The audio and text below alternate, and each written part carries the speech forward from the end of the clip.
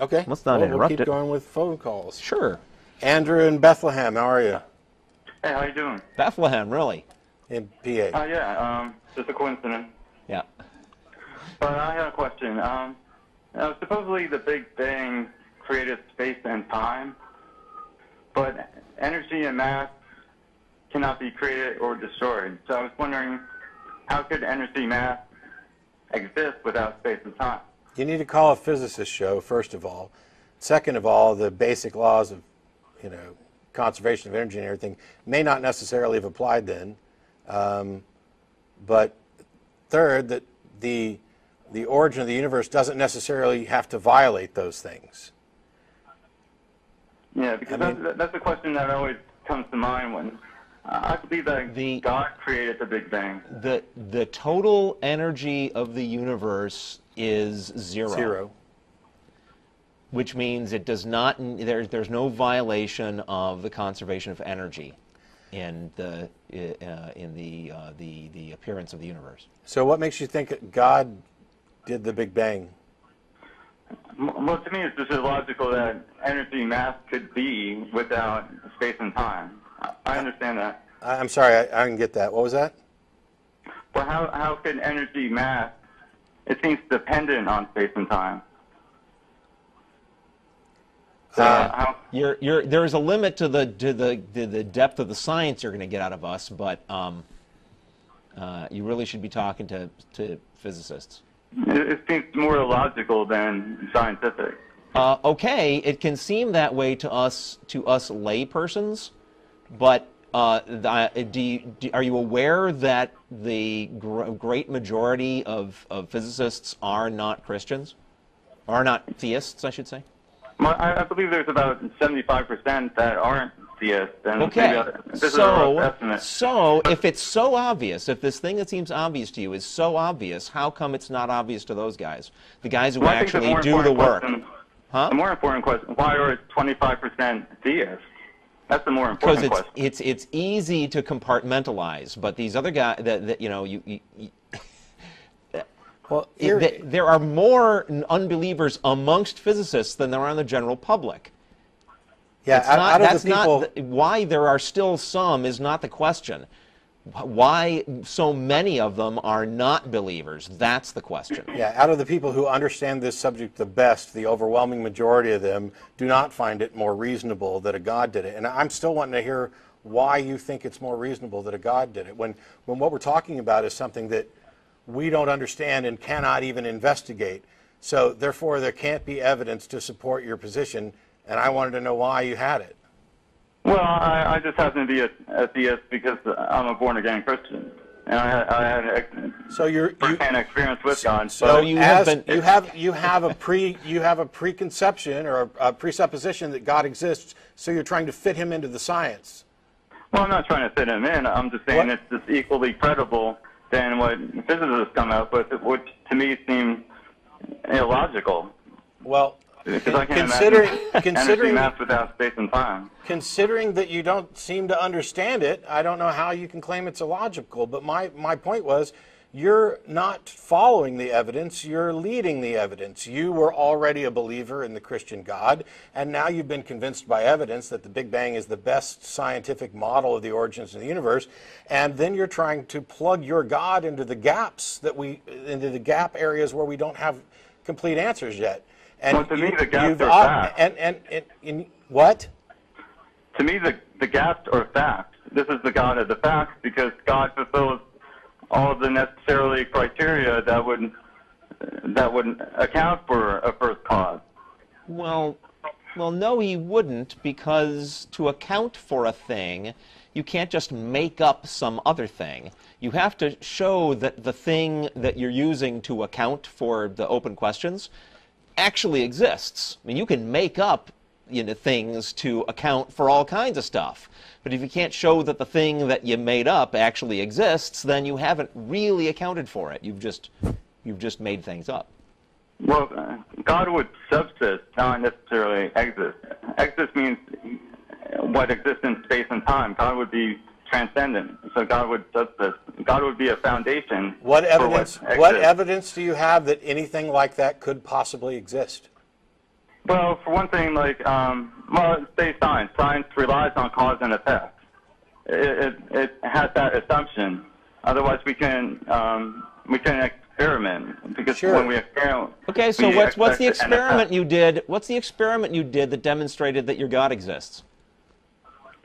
Well, God fulfills all the necessary criteria. That's for not an cause. experiment. That's not an experiment. I could say, I could make up some creature that spews out these aluminum ACA mugs, right, as part of its biological process, and I have now accounted for that mug. But if I can't show that the creature really exists, I'm just flapping my gums, and that's what you're doing when you try to account for things about the origin of the universe, which, by the way, the physicists who understand those things, for the most part, reject your God and don't agree with you, right? So we got to keep reminding you of that.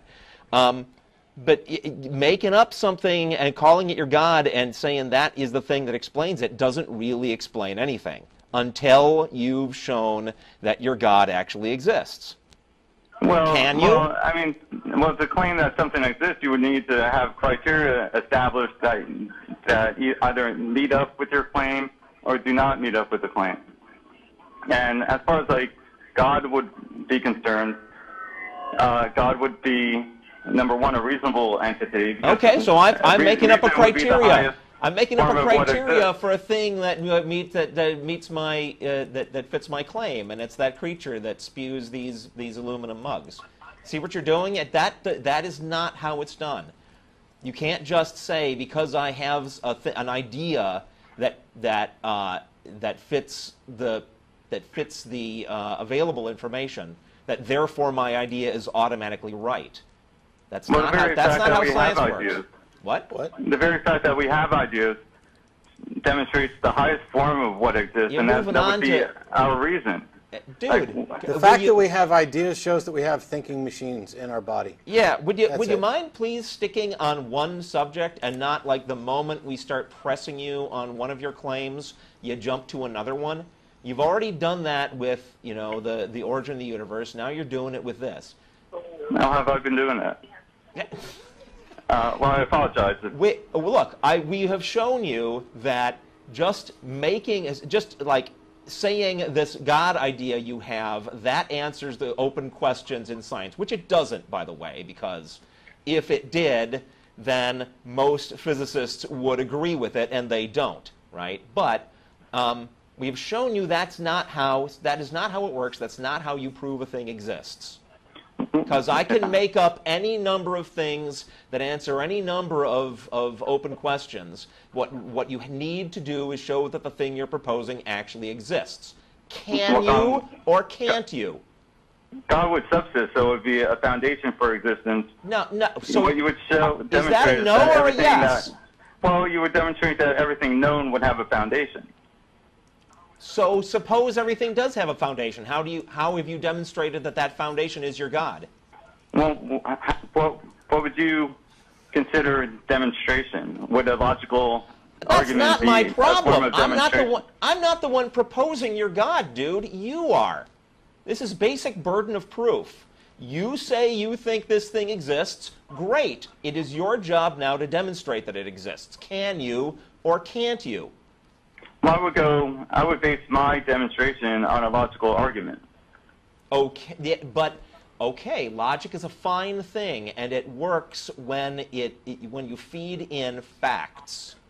Okay? The problem is you're just doing your logic in your brain disconnected from reality. And you're thinking that, you know, if I have open question A and I can imagine answer B, that therefore I've solved it and answer B must be the truth. That doesn't work because you haven't shown that answer B is really the answer unless you can show that B really exists.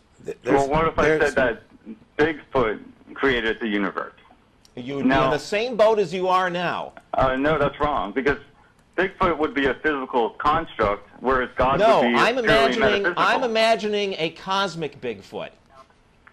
There. A cosmic Bigfoot. Sure. Well, It's the ground of all being, this Bigfoot. and this Bigfoot, he would consist of factors that would exist in space and time, like a foot and a large foot. No. No, you're being too literal. You're being too literal. Bigfoot doesn't actually have feet. That's a common misconception.